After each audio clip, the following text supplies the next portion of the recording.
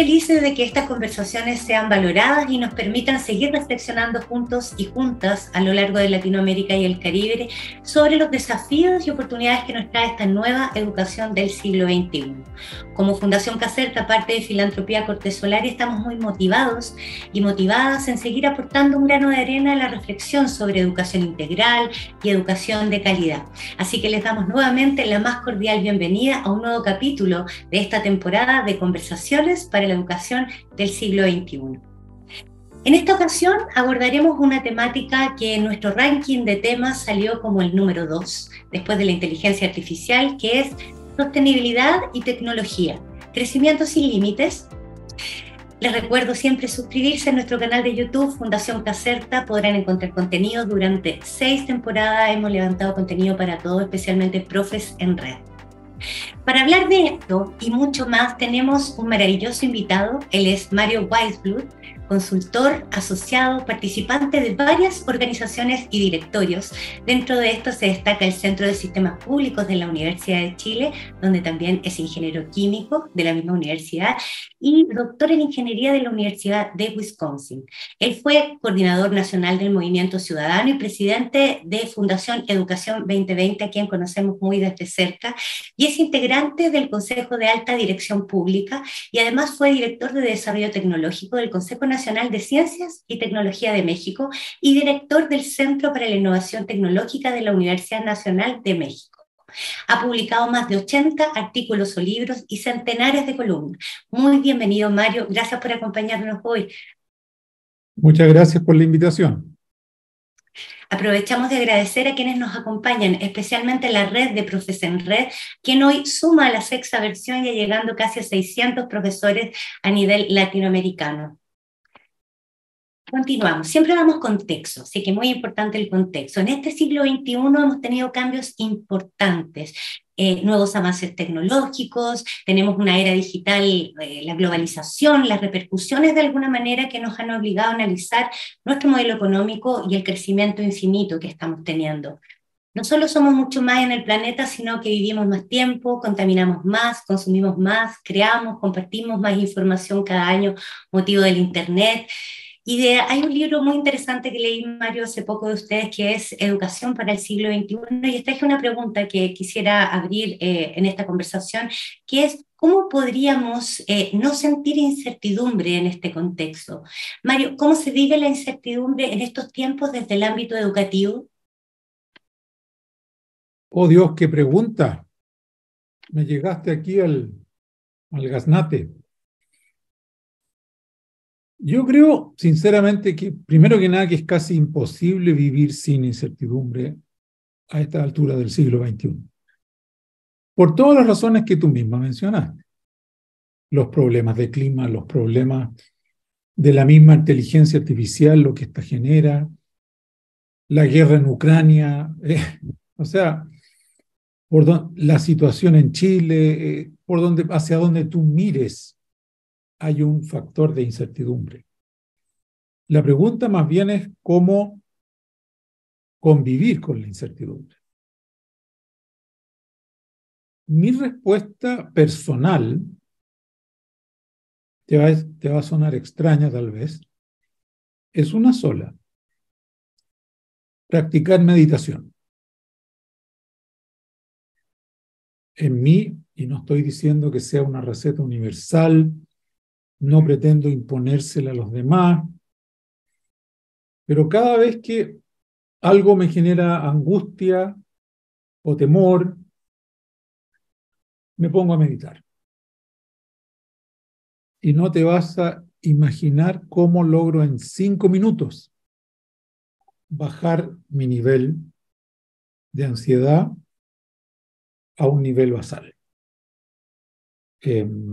Para mí, por lo menos, es una práctica tremendamente poderosa. Yo estaría feliz, a ver, si yo fuera director de una escuela, yo sin duda le enseñaría a los niños lo que es, por cierto, una de las habilidades del siglo XXI, que es conocerte a ti misma. Y la ruta para conocerte a ti mismo, en mi práctica cotidiana es la meditación. Esa es mi respuesta. Me encanta tu respuesta, creo que tiene mucha relación con lo que tratamos de promover. Así que muy, muy bonita respuesta, gracias. Y nos hace como sintonizar en un ambiente muy cálido, muy de bienestar, esto de poder mirar el meditar. Nosotros abordamos técnicas de meditación, mindfulness, todo lo que es formación docente, así que es muy atingente tu respuesta. Precisamente yo uso mindfulness, exactamente. Qué importante aprender eso como habilidad de este tiempo, para poder sobrellevar esa incertidumbre que te manifestaba. Permíteme solo avanzar un segundo en esto del mindfulness. Hay gente a quien le digo esto y me dicen, no, es que yo no puedo poner la mente en blanco media hora. No, pues si pudieras poner la mente en blanco media hora serías sacerdote budista, digamos. No, no hay nadie en la civilización occidental que lo logre. Pero yo estoy hablando de prácticas que duran 5 minutos. Estoy hablando de la práctica incluso de meditar caminando. Y es que tú caminas mirando el suelo a 1 metro más adelante, lentamente, y concentrándote en dónde vas a dar tus pasos. Y a los 5 minutos de que estás haciendo eso, tú sientes como esta ola que está arriba del mar todo turbulenta, tú bajas un nivel 2 metros más abajo en el mar y ya está todo pacífico. Así que es mucho más fácil de lo que parece. Sin duda, en nuestro programa, en Profes en Red, ya abrimos el tema del mindfulness, así que me sumo a profundizarlo contigo. Dentro de este programa Profes en Red, nos llamó mucho la atención que en la primera versión muchos profesores y profesoras a la hora de practicar una meditación activa durante 5 minutos antes de, por ejemplo, ingresar a un aula, se sorprendían y decían que se les había olvidado respirar. Y esa frase nos quedó resonando porque el programa nace en pandemia hasta hoy y de alguna forma nosotros partimos los procesos formativos respirando para poder sintonizar de otra manera el proceso de diseño del aprendizaje y poder vincular con la multidimensión de ese estudiante, de ese profesor, de ese que participa en el proceso de aprendizaje. Entonces, claramente, al manifestar tú cómo vivimos la incertidumbre y pones el mindfulness como una técnica simple, muy cotidiana, 5 minutos, o el hecho hay diferentes formas de decir en la mañana agradezco que desperté, agradezco que respiro, con una intención, con un valor, nos hace cambiar de sintonía y poder enfrentar esta incertidumbre de otra forma, quizás con menos agobio y quizás acercándonos más al bienestar. Así que Solo te agrego una cosa más. Yo tengo una patología a mis tiernos 75 años que se llama neuropatía, que es un dolor constante en los pies. Constante, que no te deja nunca, desde que te despiertas hasta que te duermes. Y que ya he tenido que aprender a convivir con él porque no hay otra manera. Y cuando el dolor se me hace muy agudo, mi mejor manera de combatir el dolor es dejar lo que estoy haciendo y concentrarme 5 minutos en mi respiración. El aire que entra por la nariz, el aire que sale por la nariz, y noto cómo el nivel del dolor no es que desaparezca, pero se me aleja de la conciencia lo suficiente como para poder seguir funcionando. Esa es la gran diferencia entre el dolor y el sufrimiento. Gran distinción, gran distinción. Exactamente. Toda mi vida navego entre separar el dolor del sufrimiento respecto al dolor. Excelente punto desde lo que son las habilidades de este tiempo, porque creemos que a medida de que crecemos en cantidad de habitantes, en relaciones, en todo lo que estamos pasando a nivel planetario, estamos también constantemente, además de la incertidumbre y lo que tenemos que desarrollar para adaptarnos a vivir con ella, tenemos también muchos choques culturales que se van generando en este camino. Hay un no menor deterioro de las relaciones, deterioro del vínculo que tenemos con nuestra naturaleza, con la naturaleza, más que nuestra, es la naturaleza. Y la educación, que debería ser como el promotor de ir entendiendo estas competencias como mindfulness u otras, para poder saber habitar esta incertidumbre y adaptarnos de alguna forma a los cambios acelerados que estamos viviendo, resulta que nos da como resultado un aumento en la segregación, aumento en la deserción, muy bajo desempeño en los aprendizajes, o sea, una dudosa calidad en educación, que es el tema del momento, que es calidad en educación, y cada vez vemos más lejano esto de la Agenda 2030, los 17 Objetivos de Desarrollo Sostenible, están ahí, los ponemos en todos nuestros diseños, pero cada vez los vemos más lejos o imposible de alcanzar. Creemos que realmente estamos en una crisis, por eso estamos conversando hoy y estamos tomando de alguna forma medidas para hacer algo muy pequeño junto a muchos otros. Y esta crisis creemos que nos hace como tomar conciencia sobre lo realmente importante.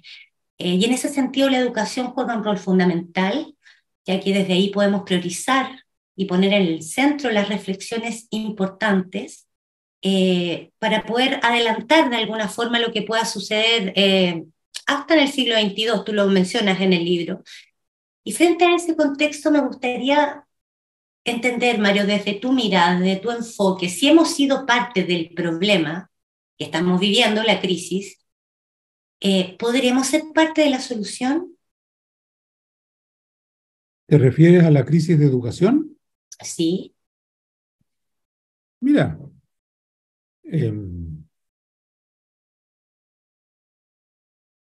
si yo fuera ministro de Educación de algún país, cosa que nunca seré, y nunca nadie me ha invitado a hacerlo,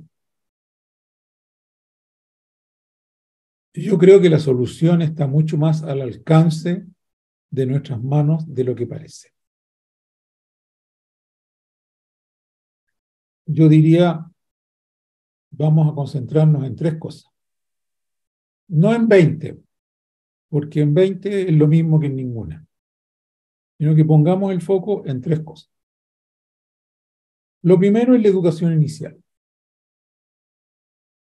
Está demostrado, pero hasta la saciedad, que los jóvenes que pasan por una educación inicial de buena calidad, porque no cualquier educación inicial, el impacto no solo en su rendimiento educativo futuro, sino en su vida, en su resistencia a los problemas del entorno, las tasas de delincuencia, las tasas de drogadicción, de obesidad, todo mejora si tú lograste que esos niños pasen por una educación inicial de buena calidad.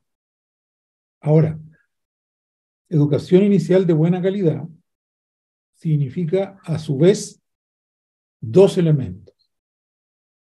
Primero, tener muy buenas educadoras de párvulo, que hoy día no estamos teniendo muy buenas educadoras de párvulo, porque es una carrera despreciada por la sociedad, prácticamente. Debieran ganar mucho más dinero, o sea, debieran tener una carrera de educadoras de párvulo mucho más atractiva. Y segundo, con una proporción de educadores por niño mejor que la que tenemos hoy. Habría que por lo menos duplicar la cantidad de educadoras de párvulo por niño, o disminuir a la mitad el número de niños atendidos por una educadora de párvulo. No hay que enredarse más, ese es el elemento número 1. El elemento número 2 a nivel escolar es los directores de escuela. No los millones de profesores de América Latina, no los 240.000 profesores de Chile, porque resolver ese problema te va a demorar 30 años. Pero la sencilla razón de que directores son 20 veces menos. Te puedes enfocar entonces en en formar una generación de boinas negras, por ponerlo de alguna manera, que sean esos directores de escuela con fuego en la mirada, porque yo he visto con mis propios ojos cómo una escuela que estaba en el hoyo, convertida en un basurero emocional y físico incluso, porque estaba la basura tirada en la escuela, aparece un director o directora con fuego en la mirada, que cree en los niños, que cree que los va a sacar adelante, y en menos de un año esa escuela cambia. En menos de un año, con los mismos profesores. A la inversa, tú puedes tener una muy buena escuela con un muy buen director y por alguna razón lo echan o se va y llega un director burócrata y esa escuela en un año cae a la situación inicial. Entonces, tú lo viste incluso en los resultados del CIMSE de Chile. En general hubo un bajón, pero hay una buena cantidad de escuelas públicas que sacaron resultados extraordinarios. Te garantizo, te lo doy firmado, que en cada una de esas escuelas públicas que dio resultados extraordinarios, hubo un director o directora con fuego en la mirada. Entonces, esa es la segunda cosa, y eso no es cosa de decir y hacerlo. Hay que formar nuevos directores, darles una carrera atractiva, etcétera, etcétera, etcétera. Y el último elemento tiene que ver con la manera de enseñar. Y ahí hay que intervenir las universidades, por cierto, las escuelas de pedagogía. Yo logré entender y aprender íntimamente que la metodología de tutoría entre pares es lo mejor que se ha podido inventar en el planeta. El que tú logres a niños hacerle clase a sus compañeros con una cierta metodología que sería largo de explicar en esto, pero que se puede conseguir. Yo mismo vi en Educación 2020 cómo podíamos intervenir una escuela y con una cierta manera de hacerlo, que no es del caso verla ahora, al cabo de 3, 4, 5 meses, esa escuela cambiaba completamente. Entonces, ya no hay que darse más vuelta. Además, la tutoría entre pares, en todos los estudios internacionales, en la versión A, B o C, es la metodología más potente que se ha descubierto para hacer las cosas. En esos casos, el profesor cambia completamente de rol. En vez de ser el intérprete que les toca una melodía parado frente a un aula, es el director de una orquesta de niños. De una orquesta en el sentido figurado de niños que se están haciendo clases los unos con los otros. Así que son 3 cosas. Ninguna de las 3 es comparativamente tan cara. Por lo tanto, yo no tendría dónde perderme. Me encanta. 3 medidas muy concretas de poder abordar como parte de la solución para poder abordar los desafíos que existen respecto a la segregación, a la equidad y especialmente a la calidad en educación. Se abordan 3 aristas bien importantes, las parvularias, el tema de los directores, que comparto absolutamente eso, un liderazgo ojalá sostenible. Y por último, tú das como ejemplo la red de tutorías, lo que tiene que ver con el aprendizaje. Sin duda, eso es una innovación bien interesante a abordar. Hay una experiencia que tú mencionas en México, muy interesante, con 15 años de trayectoria ya en su implementación, lo cual podríamos observar como país y quizás modelarnos también desde esa experiencia. ¿Me querías decir algo, Mario? Sí, todo esto que te estoy diciendo permitiría elevar la calidad de la educación, mas no resolvería el problema de la segregación. Perfecto. Me temo que no. O sea, la segregación corre por otro carril. la segregación es esta tendencia espantosa de las familias de no querer mezclar a sus hijos con hijos de otro estrato social. Yo participé mucho en Chile en la ley de fin del lucro, copago y selección, que tenía ese propósito, y lo tiene hasta el día de hoy, de disminuir los niveles de segregación. Creo que está comenzando a funcionar, pero esa ley no aborda los colegios particulares pagados, solo los colegios subvencionados por el Estado.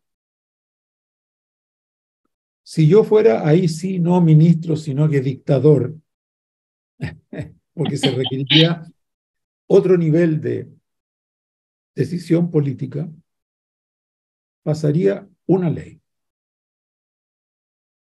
Y es que todo colegio de clase alta, aquí en todos los países se puede identificar de una fórmula o de otra, en Chile son los colegios particulares pagados, debería recibir un 30% de niños. No te voy a decir que si viven en la clase alta, que sean niños de la clase baja, pero por lo menos con un cierto grado de mezcla de clases. Y no podría ser como en aquella famosa película chilena de Machuca, que comience esto en la educación media, porque eso sería un desastre. Tiene que Sería comenzar más fuerte la segregación. peor. Claro, Tiene que comenzar en primero básico, en segundo básico. sin duda. Esas generaciones se vayan integrando. Yo no comenzaría en todo el sistema escolar, sino que en las secciones más bajas. Con esto no vas a mejorar la calidad de la educación, pero le vas a hacer un bien, ¿sabes a quién? No tanto a los niños que van a entrar a esos colegios particulares pagados, porque van a ser poquitos comparados con el total de la masa educativa. Le vas a hacer un bien a los niños de clase alta,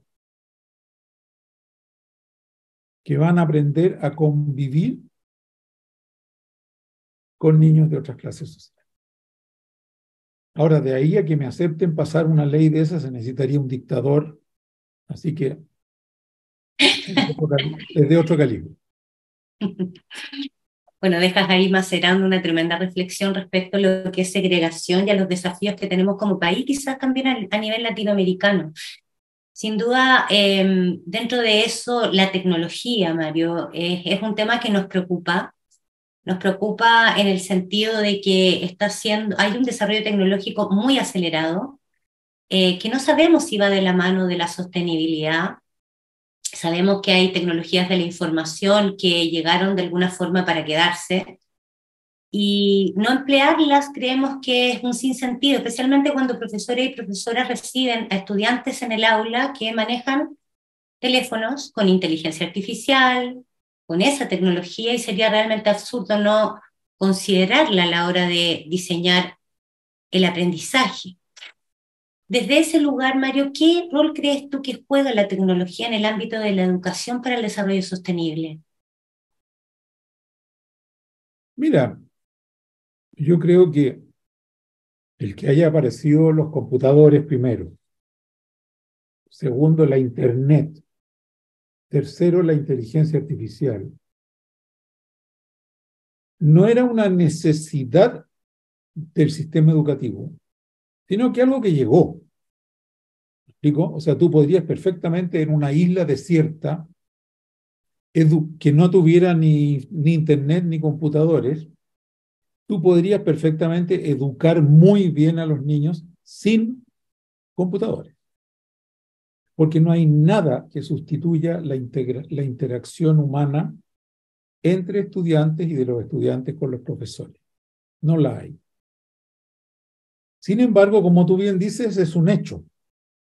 Lo tenemos y no podemos olvidar.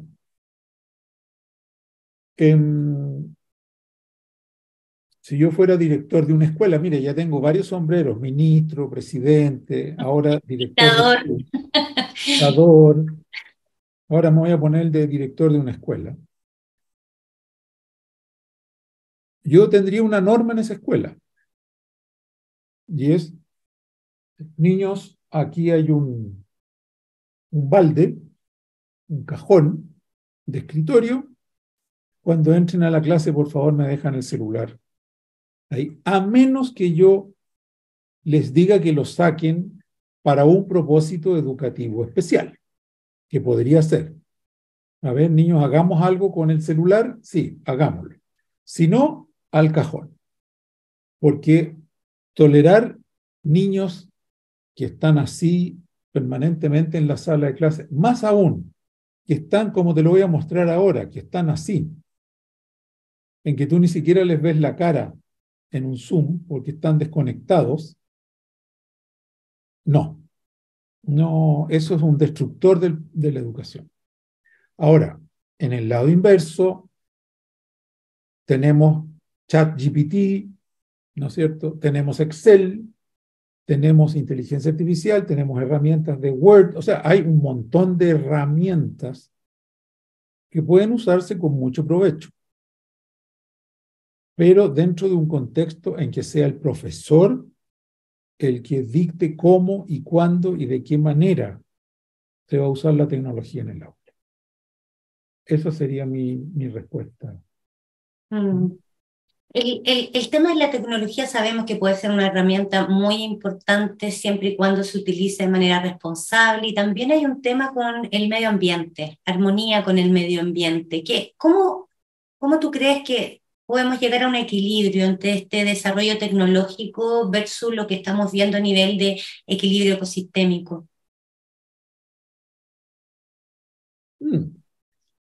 Estás poniendo puras preguntas difíciles hoy día. A ver, mira, eh,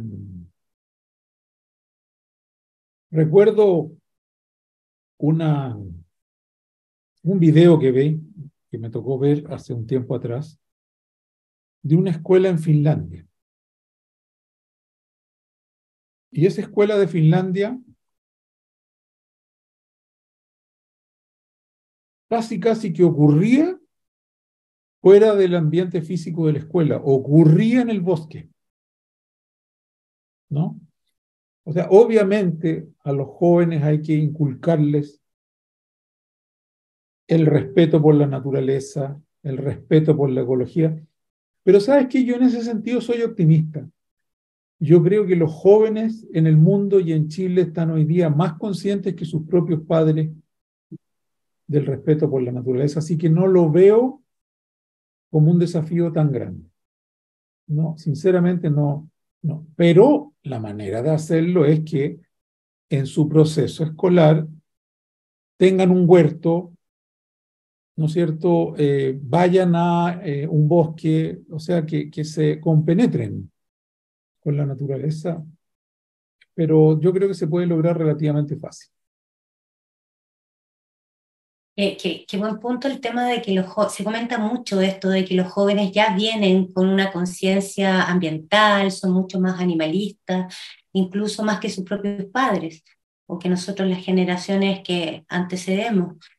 Sin duda la educación integral, especialmente multidimensional, enfocada en un desarrollo sostenible, puede seguir promoviendo esta conciencia, y quizás los adultos debemos modelarnos con esa conciencia que traen los estudiantes y los jóvenes. Desde ahí, y entendiendo que los jóvenes utilizan la tecnología, de hecho sociabilizan con la tecnología, generan vínculos con personas de otros lugares del planeta, constantemente, cotidianamente, eh, de forma mucho más exacerbada que lo puede hacer un adulto. Eh, Viendo el lado positivo de este aspecto tecnológico, ¿cómo tú crees, o tú crees que el Internet, por ejemplo, siendo muy puntual, ha podido aportar a que algunas comunidades que están alejadas de lo urbano especialmente puedan conectarse con el mundo y puedan entender lo que está sucediendo? Por ejemplo, el tema del cambio climático, o por ejemplo otros temas como de vanguardia, por ejemplo los mismos profes en red que hoy nos acompañan Y a viendo este quienes saludo, ¿ah? tema. Sí, al Déjame por final un te voy a segundo dar también, voy a dar saludar a los profes en red, porque tienen la profesión más exigente y a la vez más maravillosa posible. Así que un saludo para todos, ¿no? Ahora, lo que tú dices de hacer llegar la Internet a todas partes del planeta y a todas partes de Chile, claro que es una necesidad, pero nuevamente yo la pongo en el cajón de los problemas fáciles de resolver. Hoy día, con el señor Elon Musk, tenemos satélites que transmiten Internet a todo el mundo y va a ser cuestión de una decisión relativamente fácil, darle conexión a Internet hasta las escuelas rurales más perdidas que tengamos en Chile, o en México o en cualquier parte.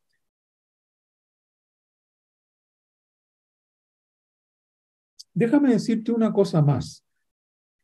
Me acordé de esto de visitar o ver un video de una escuela de Finlandia. También vi una vez un video que me dejó completamente impactado de una escuela japonesa, por dos detalles. Los jóvenes hacen el aseo de la escuela antes de retirarse. Todos. O sea, no es que tengan empleados que les barren y les limpian. Ellos cocinan y ellos hacen el aseo antes de salir. ¿Por qué? Porque es parte de su proceso educativo. Y el otro elemento que vi de otra escuela japonesa básica, esta me dejó muy impactado, porque la construcción era un círculo techado, pero con un hoyo al medio, o sea, haz de cuenta un picarón, ¿no? Con un techo de 3, 4 metros de altura y entonces, y lo que era la norma de esa escuela es que los profesores tenían sus módulos de atención al público a lo largo del circuito y los jóvenes que hacían corrían y jugaban y de vez en cuando se paraban con un profesor a aprender un poco y seguían después corriendo. Eso te da una idea de los enormes cambios que uno puede hacer en la estructura del proceso educativo que no cuestan tanto dinero, que son maneras de hacer las cosas. Sin duda la educación surge en un contexto de simpleza. La hemos ido complicando cada vez más, al parecer. La Le hemos ido invitación que metiendo más, surge porque era simple. le hemos ido metiendo cada vez más burocracia, cada vez más normas, cada vez más reportes. Más evaluación. Si yo fuera ministro, también agarraría. Me tocó trabajar una vez con el tema de las normas que tienen las escuelas en Chile, y eran algo así como 3.500. Wow. Si yo fuera dictador, diría, orden, en 2 meses desaparecen 2.500 de las 3.500 normas. Ustedes decidan cuáles, pero desaparecen. Hemos convertido esto en un proceso de supervisión sobre la supervisión del supervisor del supervisor. Dejen a las escuelas tranquilas, carajo. Si tienen un buen director de escuela, déjenlos tranquilos. Maravilloso llamado que haces, llamado a atención a poder devolver quizás la libertad para vincularnos con la creatividad y aportar así un granito de arena a todos los profesores que siguen ahí firmes. Sabemos que hay una deserción laboral no menor y siempre hacemos un llamado y una valorización a quienes se desafían a cumplir un nuevo rol docente del siglo XXI. Ya en el tiempo de conversación, Mario, este tema, me encantaría tener 3 conversaciones contigo. Sin duda abre agendas nuevas, pero quiero darte el tiempo para poder saludar finalmente a los profes en red, especialmente valorando lo que hablábamos, al desafío que tienen ellos de buscar formas de actualización, formas de incorporar metodologías innovadoras en el aula, liderazgo, empoderamiento, bienestar, todo dentro de una cultura que entre todas y todos estamos promoviendo para poder acompañar esta transición que realmente es urgente. Todo tuyo, profes en red, un mensaje de Mario Weisblut a la red latinoamericana. Bueno, primero que nada, nuevamente los felicito porque tienen una tarea titánica pero maravillosa por delante. El hecho de que se llamen profes en red me gusta mucho, porque están en red. Lo primero que les sugiero y les encargo es que se mantengan en red. El tener ustedes la posibilidad de comunicarse con una red de profesores para cualquier cosa. Oye, tengo un problema con la lección de matemáticas que voy a dar la próxima semana. ¿Quién tiene materiales? Tengo problemas con un alumno con problemas de conducta. ¿Quién me aconseja? O sea, esta red es valiosísima en la medida en que funcione, que existan estas interacciones entre todos ustedes. Valórenla mucho. Mis otros dos consejos es: traten de convertirse en directores, porque para eso los queremos más que como profesores. Aunque sean muy buenos profesores, los mejores directores son los que han sido muy buenos profesores, no son personas que sacaron un MBA, ¿no? Son muy buenos profesores. Y tercero, échenle una mirada a esta metodología de redes de tutoría, porque estoy seguro que se van a enamorar. Esos serían mis mensajes. Muchas gracias, Mario. Agradecemos enormemente que hayas podido compartir con nosotros hoy, Mario, tu generoso tiempo, tu conocimiento, aportando siempre la reflexión sobre sostenibilidad, tecnología, crecimiento sin límites. Desde nuestra experiencia como Caserta, realmente es un desafío importante redefinir con urgencia las prioridades en educación. Y ojalá que esto también sea un aporte a la reflexión que están generando en los distintos países de profes en Red Latinoamérica. Hoy se suma la 6ª versión, ya somos una tremenda comunidad y, como dice Mario, ojalá podamos sostener este gran tejido que hemos ido generando desde el 2020. Gracias por acompañarnos. Nos vemos en un próximo capítulo de Conversaciones para la Educación del siglo XXI. Gracias, Mario. Hasta luego. Un gusto. Igualmente.